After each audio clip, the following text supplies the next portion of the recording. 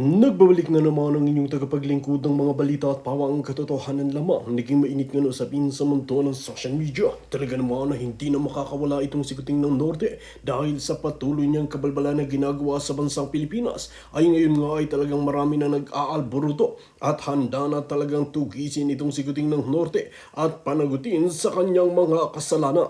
Ngayon nga ay talagang pilit nila na ibinabaon ang katotohanan na talagang may nangyayari na kabalbalan sa loob mismo ng palasyo. Ang mga pera na nawawala ay talagang sinasabi na wag na itong hanapin dahil nagamit ito sa taong bayan. Ngunit kung titignan at pag-aaralan natin ay talagang walang naganap at walang nangyayari at hindi ginamit ang salapi para sa taong bayan. Tila ito ang nakakalungkot na katotohanan na harap-harapan ng pinagloloko ang ating mga kababayang pera. Ang sariling buwis na binabayad natin ay binubulsa lamang ng mga buwaya.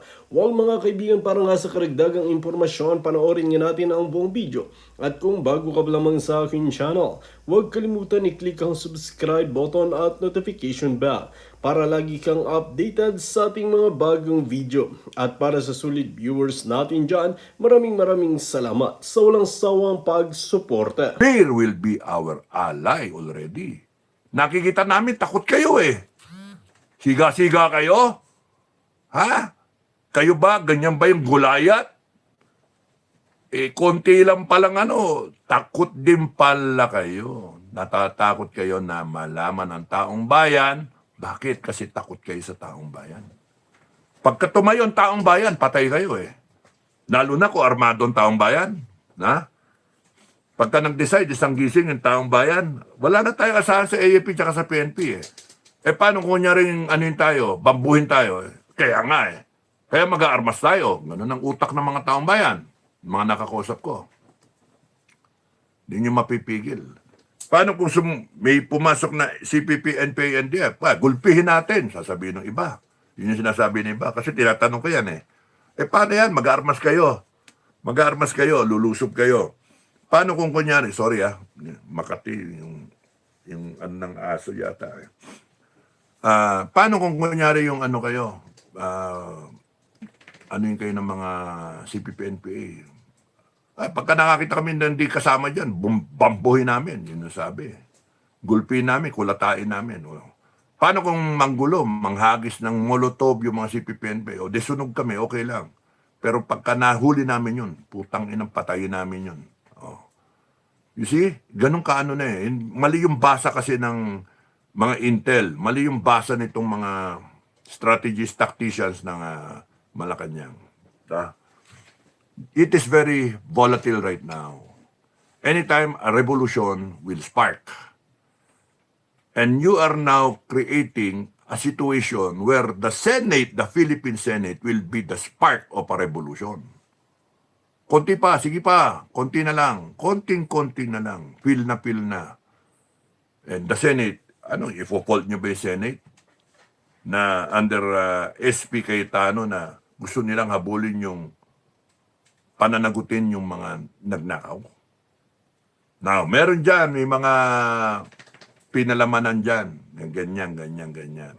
Dilitaw ang ebidensya. Malalaman natin. Ang malaga dyan, pagsalitain yung yung 18, sila Bersamin, si Pangandaman, lahat ng witnesses dyan, yung alalay ni Ko, Saldico, yung alalay niya. So, ang daming witness. And meron pang mga witness na hindi kayo kilala. Hindi nyo kilala. Lilitaw pa lang sila. Because lalakas ng loob ng mga yan eh. Ito talaga, ito. Basta may protection. Sasabihin ko lahat. Doon lalong matatakot itong kabila. Doon yung lalong yung Malacanang. Lalo silang At kayong mga kababayan na napapanood yan, doon kayo lalong magagalit. Kasi bakit kung kailan nalalaman na namin ang katotohanan, doon kayo naghaharang ng investigasyon. So, gawin yung gusto niyong gawin, and then, dalawa lang ang magiging outcome niyan. The Senate will be able to investigate, lalitaw yung mga katotohanan dyan, ma-implicate kayo. kayong mga sindikato. Or harangin nyo ng harangin. Ay, pagka na-implicate kayo, siyempre, yari kayo sa taong bayan. Konting pitik lang yon. Yung taong bayan, sisantingin kayo. Yun yung mangyari dyan. Sisisantingin kayo ng taong bayan. Konting pitik lang. Ngayon yung, isa, harangin yun harangin. Ang pagka inarang yun inarang, ang tingin ko dyan, the Senate will have no option but to lead the people. Sila yung tatayo. Sila yung magiging David collectively. It could be one, it could be the whole group na 13. Kaya hindi yan sa hindi na yan sa amin. Hindi na yan siguro. Hindi na yan sa amin na kunyari mga leader, hindi na kami. Ano lang kami, magiging follower. No? It depends, no? Makita naman natin kung how it will unfold. Pagka nakita natin yung how it unfolds, siguro, yan, maganda panoorin talaga. Ako, kating-kate kong madinig yung yung testimonya ng mga witnesses, ng mga sundalo. For the record, no? Siyempre, harangin yan. What have you, ganyan-ganyan. Questionin ng questionin. Kaya nga, sabi, kaalaman yan. Kaalaman yan. Maraming salamat sa nanonood, 500 na nanonood. Tiyagaan ninyo, So, similarly, when all things seem talo na Israel wala Wala namang may malakas sa Israel. 8-footer kalaban mo. Sinong siraulo tatayo dyan? No? Sino siraulo tatayo? Isipin nyo Sinong siraulo sa current na mga leaders ngayon sa opposition?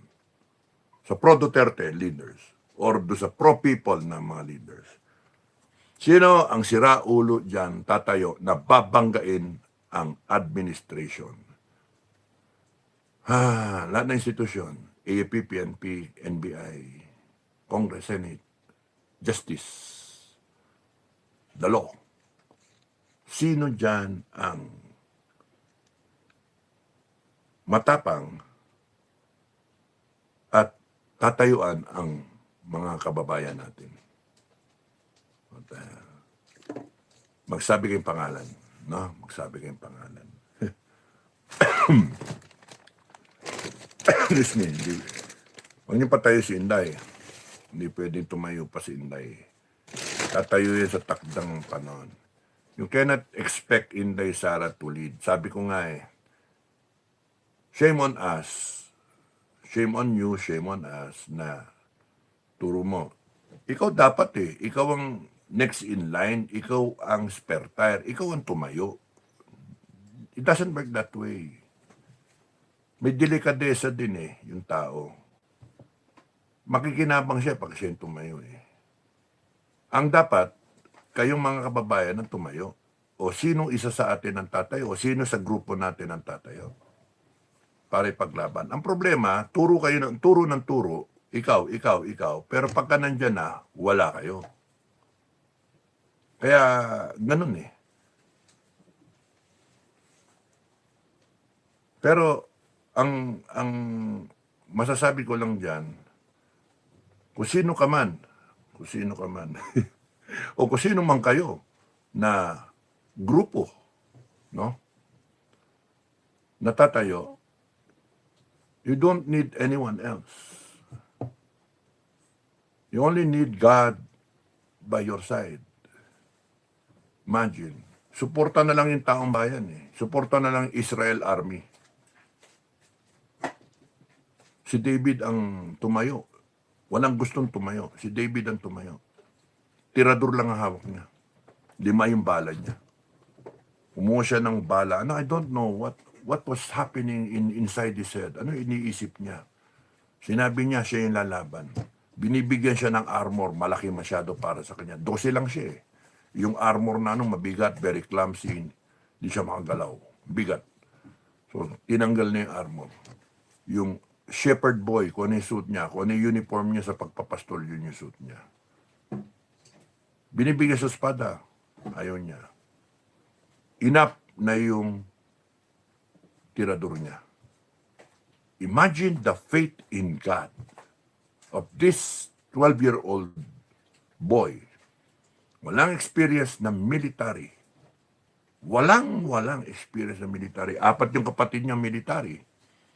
Nagkatid lang siya ng pagkain eh. Nadinig niya, minumura ni Goliath yung Diyos niya. Buisit siya eh, tarantado. Ako lalaban! Tangina mo. Isipin niyo, imagine niyo yung sarili ninyo, maghatid ka lang ng pagkain sa kapatid mo. Wala kang makinalaman dyan sa gera na yan.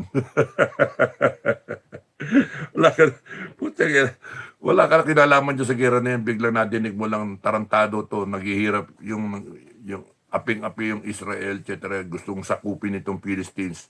Pero ipapackage deal na lang yung labanan, walang gustong tumayo dito. Gano'n yung sitwasyon natin ngayon. Walang gustong tumayo. Nagtuturuan. Is anyone there? Is there any one Filipino or one group of Filipinos who has that strong faith in God na pagka sila yung tumayo ay hindi sila matatalo? And they will be able to slain Goliath. Ito nga, hindi nga slain eh. Dadali mo lang sa isla eh. Dadali mo lang silang lahat sa isla, no? So, sino kaya yun? I was thinking, mas okay pa Senado. Senado na lang ang tumayo. Oh, what right have I na ituro yung Senado, di ba? Out of desperation, sana Senado na lang. Well, may isa pang option eh. We still have a final option. Andun pa yung isang option.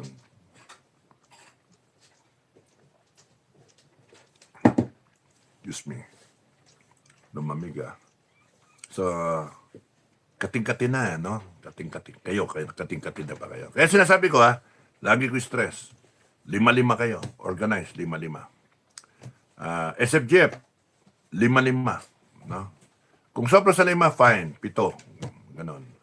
Kung 7, 8, 9, 10, mabot kayo ng 14, 10, mabot na kayo 10, hati nyo, 2-5. Okay? 2 kamay.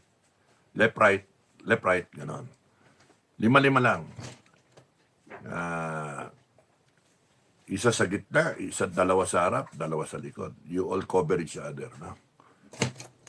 You be watchful kung merong sisingit dyan sa grupo ninyo na tarantado. Be watchful.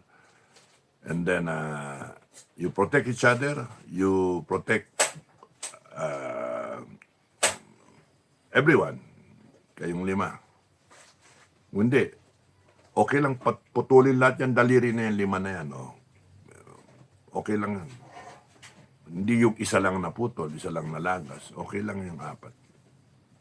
Sila yung magsuporta. 5-5. Tapos, prepare yung inyong mga baon sa bag ninyo. May pagkain kayo. Inumin na stock Huwag nyo inumin. Stock lang yun. Hintayin nyo na may hanggat mari, hintayin nyo. Okay, re-refill nyo na lang. Pagka may dumating na mga tulong, inumin, may good Samaritan, may pagkain, no? Pero huwag naman kayo kuha na yung iba hindi makakain, hindi makainom. Meron naman lagi, no? Good Samaritan. So, mamagandang loob. Out of yun, Walang kaplano-plano. Kita nyo, madadating na lang. Dati nga na may nagpadala ng hopya Sarap na sarap ako doon sa hopya Hopya, tsaka yung mga tubig, minsan siopaw. Yan, may yung dito sa Senado, nakakain ako ng siopaw. Maraming salamat kung sino man nagpadala nun.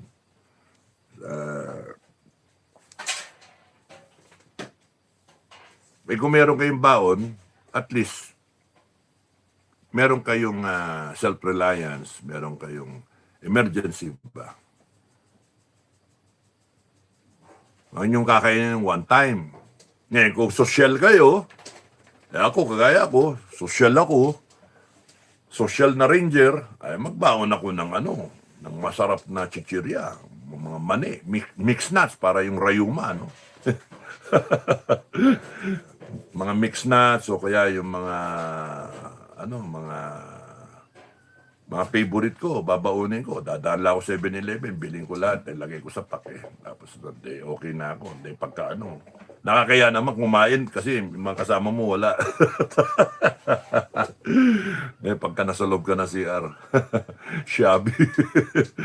pagka hindi ka naman makakain pag ganyan may dadating day, yun ang kakainin ko. Yun yung punto. Pagka talagang gipitan na, meron ka sarili. Tama, mga kababayan? Something to give you energy, no? Tubig lang ang mahalaga, tubig. Kung gusto niyo ng mga juice, huwag naman soft drinks. Kahit anong juice, no? Social, di ba? Picnic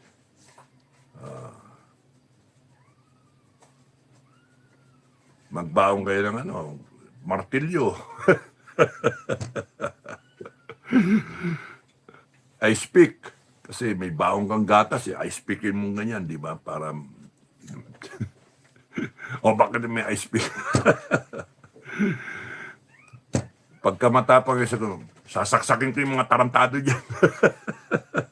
Pero pagka mabait siya pambukas ng, nung, tawag doon, yung condensed milk. Wow. O kaya pag kami nagdala ng yelo, pagtipak ng yelo.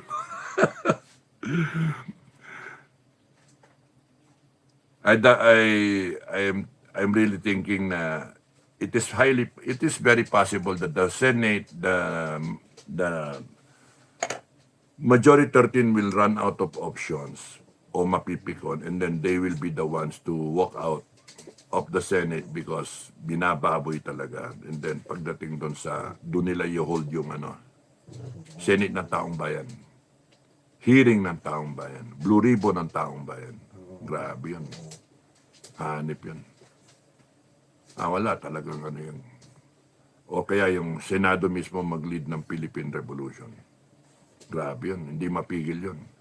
Imagine 13 senators yun. And might as well sila ang maging part of a council, kung call it advisory council, o kaya revolutionary council, o council of elders, kasama sila. Kasama rin sila. Kasi to guide yung bagong leadership. If that happens, panonorin natin kung how it will unfold. Basta basically, ganun ang tingin ko, dating Okay, less than 1 hour. Thank you. So, tingnan nyo di ba, Bato, Bongo, sino to? Marcoleta, tangay niya INC. Kaya mag-ingat kayo. Banggain si Marcoleta. Baka magkabali kayo, Sa bagsak ng INC dyan, milyon yung tao dyan. Can just imagine. Ang magiging difference ngayon, baka may lumabas dyan na armado. May lumabas dyan na armado. Then the people there, they can make declarations already. Good luck sa inyo. And pagka nag-declare sila, you're all fired, patay kayo. Joel, may rin to, di ba? May following, may sarili din silang religious following. Aimee, si Aimee. Meron din na following to, si Bangag. Si Aimee. Si Aimee na lang nga yung ang trying to clean the Marcos name, while the other one is trying to destroy the Marcos name. And along with it, the nation. Escudero, Jinggoy, sino pa? Loren, si Loren may following to. Si Villar, yung 2 Villar. So, yung business sector ba? Kaya nga,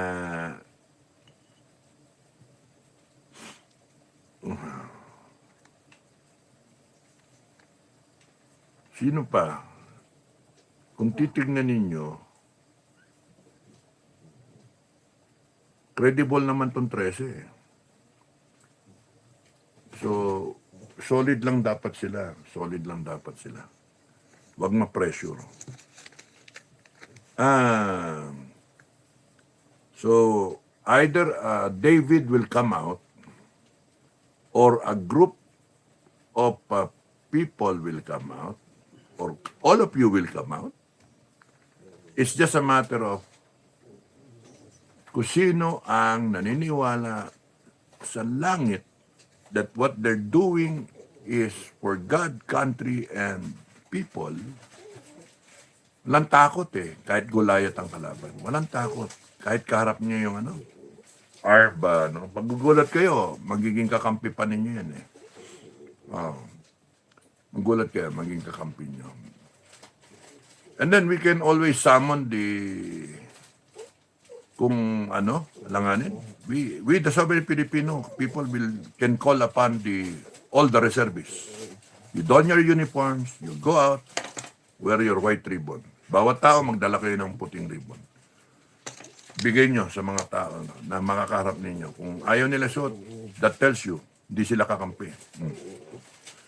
Gusto ko lang makita kung sino yung kakampi ng taong bayan. Ganun ako prang ka ba? Ikaw ba'y para sa tao ka o para... Tatanungin kayo mga pulis din eh. Para ba saan ba kayo? Taong bayan? Para sa taong bayan? O para sa gagong administrasyon natong putangan ng pendalo nato, plunderer lahat, bangag, etc. Tangina, abuso. Saan kayo? O ito, white ribbon. Suot nyo. O hindi nyo isusuot. O di pagka ayaw isuot, kilala na. Di ba? Ganun lang. Magkaalaman tayo. Pero may resolve kayo, mga kababayan. May resolve kayo. Pinakikita ninyo yung tapang nyo. Bakit? Because you have faith in God. Parang si David, 12 anyos, lintik na yan. 12 anyos walang training, hindi sundalo. Kayo yun, mga kababayan. Kami may training kami. May training kami. O yung may mga training. Ayaw tumayo. Ayaw labanan si Goliath. Nasaan yung mga MUP? Nasaan yung PMAR? Yung pensionado. Tapos yung tao, delikado, etc. All I'm asking from you is to have faith in God. To defeat this Goliath. Kulang kayo sa faith. Wala eh. Asa kayo sa may mga training. Asa kayo sa matataas ang posisyon. Nasabihin niya si Inday, tumayo. Let's tayo. Lahat tayo. We lack the faith in God. Let that be a lesson. A shepherd boy, papastol, walang training. Putya. Tirador lang ang training niya. Nandun siya, lahat ng leon o lahat ng pati ahas, binabanatan niya ng tirador niya. He was that confident. And believing in God made him all the more very, very, very confident. That's what we need. Faith in God. Walang gustong tamayo, walang gustong humarap sa Goliath. Lahat tayo titinginan na ganyan. Tapos iba, tulog-tulugan. Iwas puso eh. Tulog niya. Tutulog ako eh. Meet, ikaw na. Ikaw ang pinakamalakas dito. Ikaw ang pinakamagaling sa espada. Tutulog eh. Sakit ang tiyang ko. Mayroong nag-ALBM ako. Walang gustong tumayo. Why? Because faith is lacking. Tapos nagtuturuan. Yan ang pangit. Tuturuan eh. Yan ang pangit. Can a David happen again? Can a David happen again? You're being challenged by a syndicate government. You're being challenged by Bendalo, Kaso Kaliwa Kanan, ICC, mga walang, mga useless na mga arrest-arrest na yan, wala namang warrant. May mga kaso, sisirain yung Senado, walang investigasyon. Yun naman ang gusto nating mangyari, investigasyon, etc. etc. Walang gustong tumayo. Gusto nila, extend yung term nila. Remain in power, change the Constitution, amend the Constitution, be in power for a longer time, impeach ang Inday Sara para mawala yung maghahabol sa accountability nila. And tayo, wala, pinapanood lang. Pero panayang gripe, panayang wala ng pag-asa. Wala kasing tatayo. Hindi kayo magkaisa eh. Ganon. Look at yourself.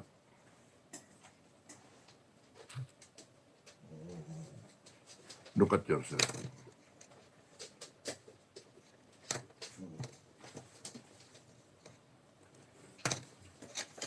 Ay, nako. Basta ako, in-enjoy ko ngayon yung buhay ko eh. In-enjoy ko yung buhay ko. Ano sa akin, ang iniisip ko, anytime, patay kong patay. Anytime. I'm just looking at the situation. And there is a time for it. There's a time for everything. Ayoko i-pray ang panlangit kung anong plano niya.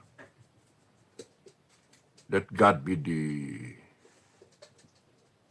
one. He has the role. He has the leading role here. God will be the one to stand up. Ang kinakailangan tayo, may faith lang tayo eh. Ang kinakailangan lang dyan, isipin ninyo, baka kayong instrument eh. Kayo yung David. And God was the one working so that David will live and then shock everyone. Putang ina, walang training yung gago na yan, no? Hanep, ano? Paano ninyo ginawa yun? Diba? Lumusog pa siya. So, that is really faith in God. No wonder. Favorite siya. Kaya mga kababayan, yun na ang ano ko sa inyo. Huwag tayo magturuan. Have the faith. Be ready para pagka nandyan na. Be a David, you stand up and meet the Goliath. You meet the other Davids. Be with the other Davids. And you will be protected. Yun yung ano doon. Siya nag-iisa. Kayo 5-5. Marami kayo. Magkaroon ka ng 20,000, magkaroon ka 100,000, magkaroon ka ng milyon. Dami kayo. And yet you're frightened. Why? Ewan ko, bakit? Kulang sa faith. Kaya ikaw Muslim, kaya ikaw Kristiyano, Protestante, kulang sa faith.